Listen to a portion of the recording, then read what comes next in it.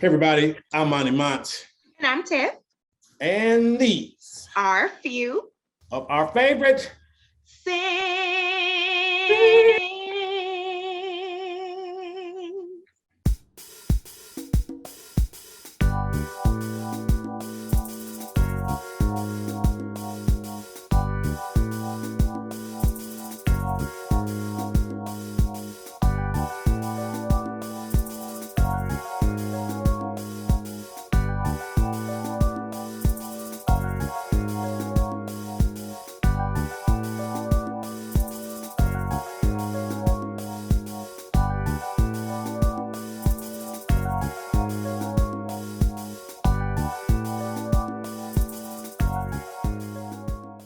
I took the high note again. It's the versatility for me, y'all. It really is. Guys, back again with another little mini for y'all as we wrap up season 2. Tiff, how you doing? I'm doing great. How are you? I am well. I am well. So when we're taping this, it's a special day for some, special day for, For special day some. for a lot. Special day for a lot. All right. Most, all. Okay, let's just go with all. Can we go with all? All. So today is one Miss Beyonce Knowles Carter. Oh, yes. It's Her a national birthday holiday. today, It's a right? holiday. Yes, and we know how Tiff feels about B.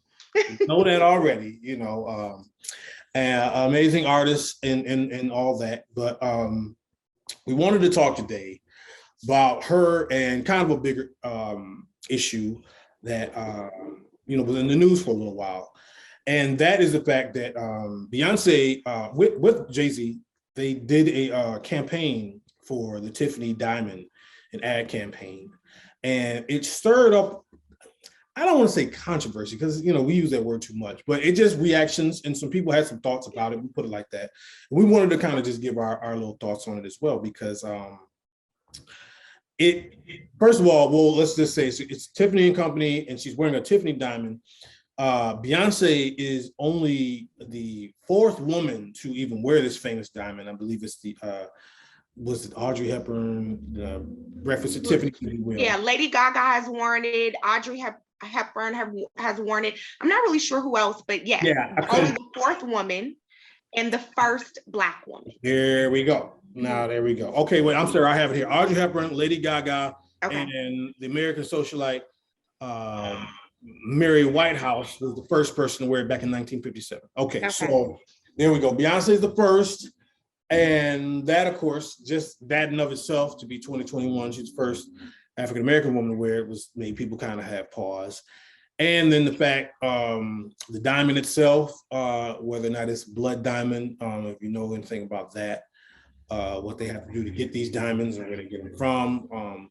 And then just in terms of luxury branding and who it is marketed to and who they want wearing their designer clothes. So let's kind of get into that, Tiff. So what were your thoughts initially, just seeing when this came up, what happened and the fallout from it?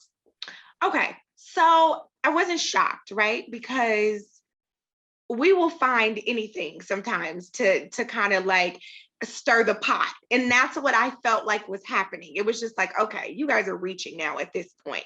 And so I kind of didn't pay any mind to it, right? Because I figured they will find something to say about something like all the time. So it's just like, okay, there's so many other things that we can talk about. And I just really don't think that's it. Like, I think that they were perfect for this. I get it, the truth of the matter is you have to think about who they are and their status, right? So what is wrong with them representing a luxury brand? I don't see anything wrong with that whatsoever. This, like you said, it was a first for a lot of things. It was a first for her being, the first Black woman to ever wear this. And also, I just want to drop a B fact. Canary yellow is her favorite color, being that the color of the diamond is yellow. So that was great. This is a first for her and her husband. They've never done a campaign together. And so I am, obviously, we all know this, I am a lifelong Beyonce fan. I'm also a Carter's fan. And the campaign is called About Love, and I'm all for Black love. So I'm here for it. So I kind of tuned out all of the stuff that they were saying. I'm like, blah. And also, also, that picture that is in the campaign is a never seen before picture by, I'm gonna try it, Jean-Michel Bacquat. That's okay. Yeah. Yeah, I know I'm messing it up. Yeah. Okay. So that is a never seen before picture, and it's been talked that was given to Tiffany herself, being, the colors that egg blue, which is her signature color. So I can't really confirm or deny, if that really happened, but it's been talk about that. But I don't know. I think it's iconic. Period. I'm in love with the campaign altogether. I love it. So I'm not listening to what they were talking about. Right. See, so my thing is, and it goes to the larger thing, because there's been, why y'all wearing Gucci? Gucci don't love us. Why y'all wearing? And I honestly, here's how I feel about these luxury brands, just to kind of talk about the full scope. And I do have issue with some of them. Yeah. Tiffany's not one. Well, my thing is, they say like they don't really market to us. Then like Black people say that they don't market to Black people. And I don't even know, honestly, if it's about color. I think they market to rich people is what it is. And that's how I've always felt with luxury brands, is I don't think they truly care whether you're Black or white. They just market toward the rich, which, and especially in America, has been mostly white people for a long time. And so that's how I've always felt about it. Like, I don't feel like you can boycott Gucci and you're still gonna wear Givenchy, or you're okay with Montclair, but no, I ain't wearing Dolce & Gabbana. Like, listen, if you want to get into the dirt, it's gonna be something for you to boycott with all of that stuff. My man, there he is. And so, I just feel that way. And I'm like, if y'all want to keep digging, don't let us find something about Target, because then I'm telling you, then where we gonna go? And then where we gonna go? And we love Target. Okay, where we gonna go? And no, but you're absolutely, you hit it. You hit the nail right on the head. That's exactly what it is in marketing. It's all about marketing to the wealthy, and it's all luxury brands. It's Mercedes-Benz, it's BMW, it's Audi, it's fashion brands. They are marketing to the wealthy. It has nothing to do, in some instances, about color, right? Just so happened, like you said, there is a big wealth gap, racially, between Blacks and, whites. That's just how it always has been.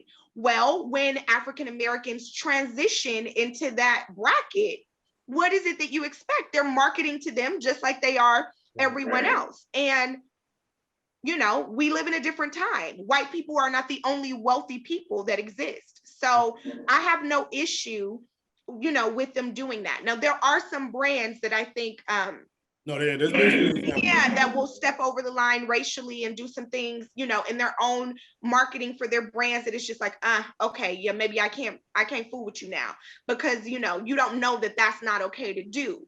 But overall, you hit it. They are marketing to wealthy people, despite, it doesn't matter the color.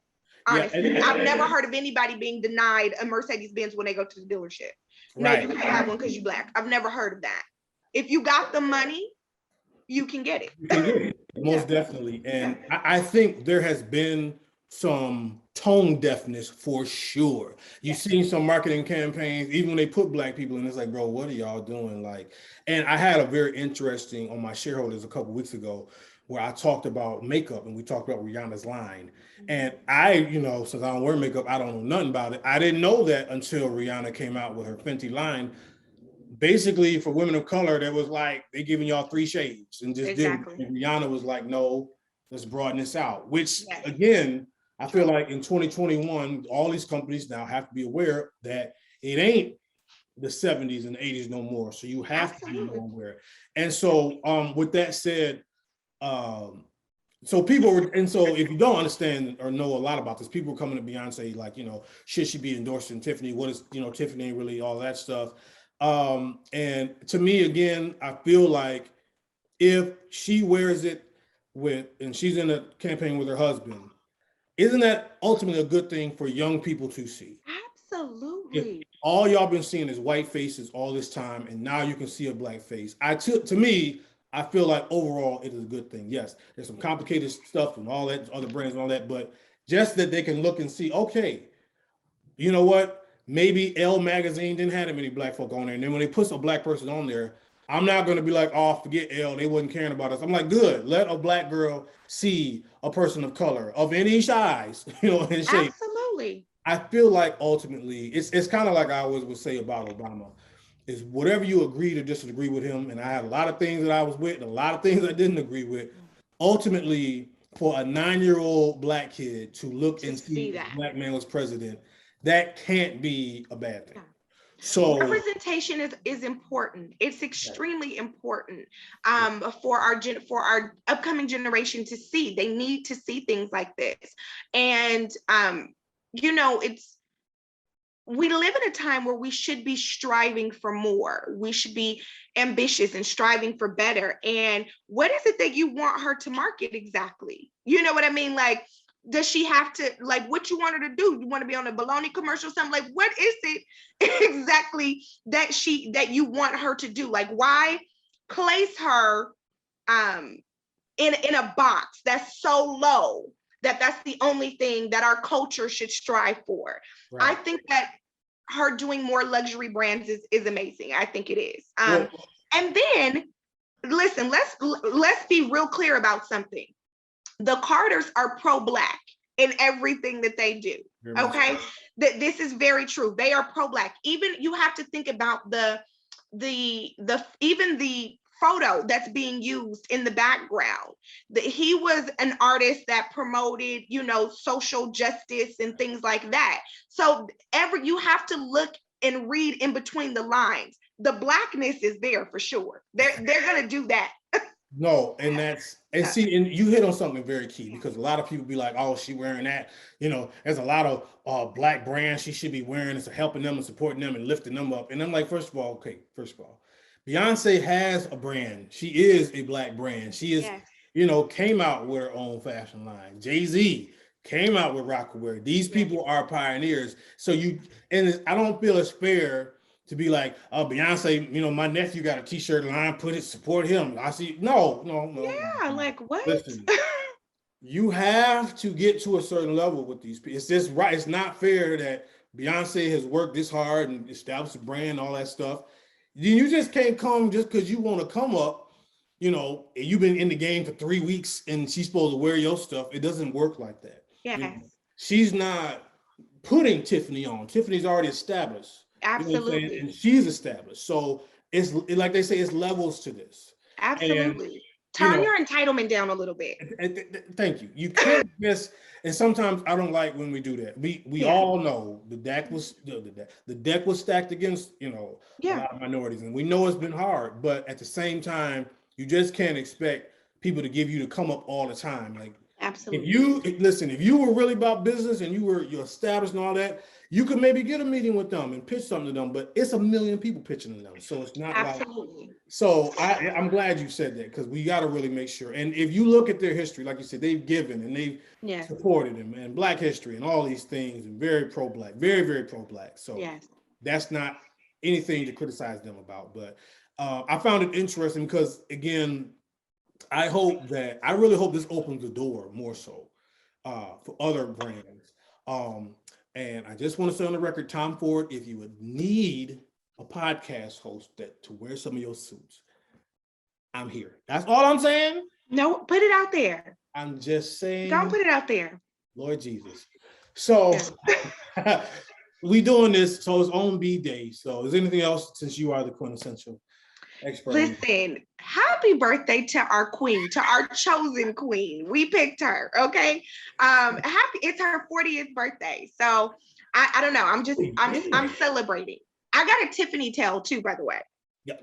Since we're here. Okay. So several years back, because I was like, I'm still a super fan, but I was like a super fan, right? So her birthday comes up, and some friends and I decided to have a birthday party.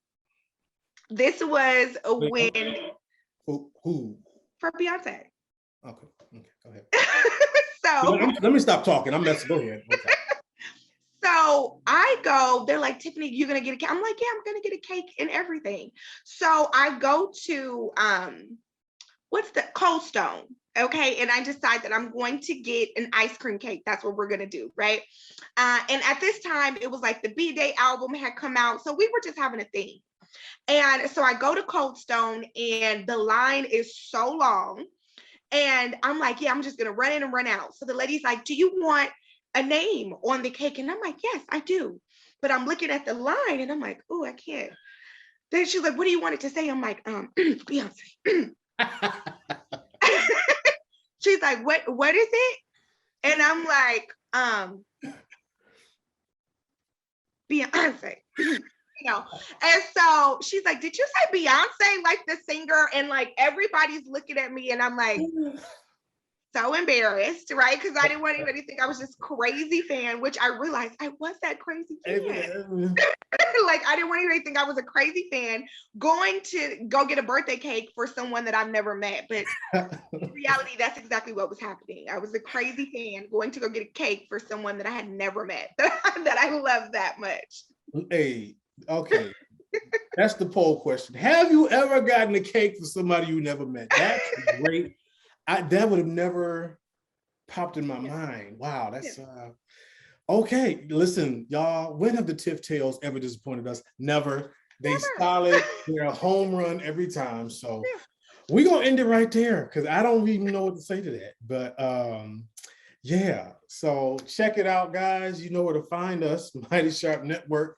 Our favorite scenes, guys. If we wrap up a little mini-sodes for you, we hopefully you're enjoying it.